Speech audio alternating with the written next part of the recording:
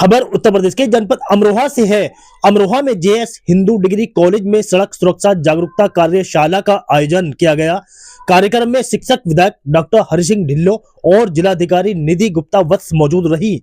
इस दौरान सड़क सुरक्षा, ट्रैफिक नियमों और दुर्घटनाओं की रोकथाम को लेकर छात्रों को जागरूक किया गया। लेकिन कार्यशाला के दौरान भाजपा विधायक ने अपनी ही सरकार की ट्रैफिक व्यवस्था पर सवाल खड़े कर दिए। बता दें, जेएस हिंदू डिग्री कॉलेज परिसर में 1 जनवरी से 31 जनवरी तक चलने वाले सड़क सुरक्षा माह के तहत विशेष जागरूकता कार्यशाला आयोजित की गई। कार्यक्रम में छात्र छात्राओं को helmet, seat belt, over speed और शराब पीकर वाहन न चलाने जैसे नियमों की जानकारी दी गई। कार्यक्रम के दौरान शिक्षक विधायक डॉक्टर हरि सिंह ढिल्लों ने मीडिया से बातचीत में कहा कि दिल्ली और हरियाणा में ट्रैफिक नियमों का सख्ती से पालन कराया जाता है। वहां बिना सीट बेल्ट या नियम तोड़ने वालों पर तुरंत चालान काट जाता है। इसी वजह से लोग नियमों का पालन करते हैं। जब विधायक से सवाल किया गया कि क्या उत्तर प्रदेश में ट्रैफिक नियमों का सख्ती से पालन नहीं होता, तो विधायक कुछ असहज नजर आए। उन्होंने कहा कि यूपी में अभी ट्रैफिक नियमों को लेकर लोगों में जागरूकता की जरूरत है। इसी वजह से परिवहन विभाग और ट्रैफिक पुलिस को मिलकर ऐसे जागरूकता कार्यक्रम कराने पड़ते हैं। वहीं दूसरी ओर जिलाधिकारी निधि गुप्ता वत्स मंच छोड़कर सीधे छात्र छात्राओं के बीच पहुंची। डीएम ने स्कूली छात्राओं से सवाल जवाब करते हुए पूछा कि ट्रैफिक नियमों का पालन क्यों जरूरी है और शराब पीकर गाड़ी चलाने से क्या खतरे हो सकते हैं। डीएम निधि गुप्ता वत्स ने छात्र छात्राओं को समझाया कि सड़क पर निकलते समय यह याद रखें कि घर पर कोई आपका इंतजार कर रहा है। नियमों का पालन कर ही दुर्घटनाओं को रोका जा सकता है।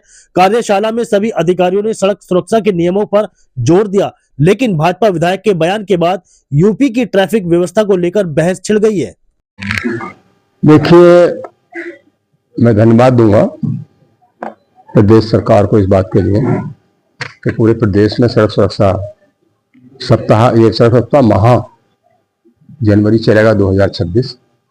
हर वर्ष ही होता है। ये जागरूकता का काम है, जिसमें बच्चे, पेरेंट्स और तमाम लोग इकट्ठे होते हैं। जिलाधिकारी महोदय भी साथ हैं कि भाई किस तरह हम ज़्यादा सुरक्षित रह सकते हैं, उनके नियम, उनके कानून, कैसे हम ज़्यादा अच्छा एक व्यवस्था बना सकते हैं। और इसमें बच्चों का बहुत है, क्योंकि मोस्टली आप देखते होंगे 2 व्हीलर आजकल स्टूडेंट के पास, सबके पास है, और वो एक ज़्यादा जिम्मेवारी के तहत समाज को दिशा दे सकता है। इसी तहत सारे बच्चे भी यहाँ इकट्ठे थे और मैंने उनको ये आंकड़ों के तहत बताया कि अगर आप इसकी भैरव इसे देखोगे ना, एक रिपोर्ट 2021 की है, 2021 की रिपोर्ट बता रहे हो, अब तो बहुत ज्यादा बढ़ गया होगा। 4,03,201 एक्सीडेंट पूरे देश में हुए। 1,55,000 लोग एक्सीडेंट से मारे, और सबसे ज्यादा मरने वालों की संख्या उत्तर प्रदेश की है, 24,711। ये है 2021 की। अगर ये रिपोर्ट अब कम से कम सवाई हो गई होगी जो मेरे पास रिपोर्ट, तो इनसे कैसे बचा जाए। जीवन बहुत मूल्यवान है। अगर हम दूसरे देशों की चर्चा करें तो मैं बता सकता हूँ आपको, स्वीडन में बताया कि 0, जापान में, जर्मनी में तो लाइसेंस बनना बहुत मुश्किल है। जापान में अगर जाओगे तो आप देखोगे उस छोटे बच्चों को भी शिक्षा इसी साथ पे जुड़ी हुई है। तो मैं कहना चाहता हूँ आपके लोगों के माध्यम से कि इसको शिक्षा से जोड़ें हम लोग। अगर कॉलेज की शिक्षा से जोड़ दें, इंटर कॉलेज,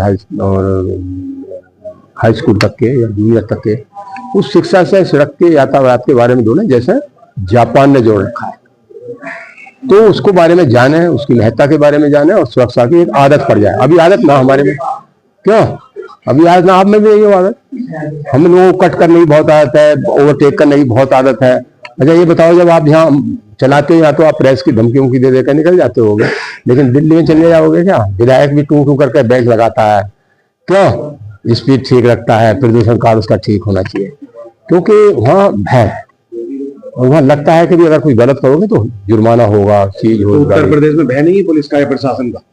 अब आप जैसे लोग, जैसे मैं, आप जैसे लोग जो है तो कम मैं करूँ, सीट बेल्ट लगाते हैं। हाँ, उत्तर प्रदेश एक है वातावरण। बात दूसरी जगह लेके मेरी बात को सकारात्मक बात में लेकर चलना चाहिए। मैं ये कह कि दिल्ली में जब जाएंगे हम सब लोग तो लगा लेते हैं। दिल्ली में पालन होता है ट्रैफिक नियमों का, क्या पालन होता है, लेकिन हम अभी हम उत्तर प्रदेश में उतने सेंसिटिव नहीं है, आप भी नहीं है। आप भी कर लेते हो गड़बड़। तो उसके लिए अरे मेरी बात, उसके लिए उसी के लिए कार्यशाला है, उसी के लिए ये कार्यशाला है कि हम भी इस तरह करें। वो मैंने बोला भी था भाषण में, वहां भी कह सकते हो आप ये बात। यार ये कोई बुरी बात नहीं है साहब, ये कोई बुरी बात नहीं है कि अगर हम अपनी, मैं कह रहा हूँ कि मेरे से ये गलती हुई तो गलती को आप एक्सेप्ट करना चाहिए, हमें सुधार पैदा करना चाहिए। कार्यशाला क्या जरूरत है। Thank you.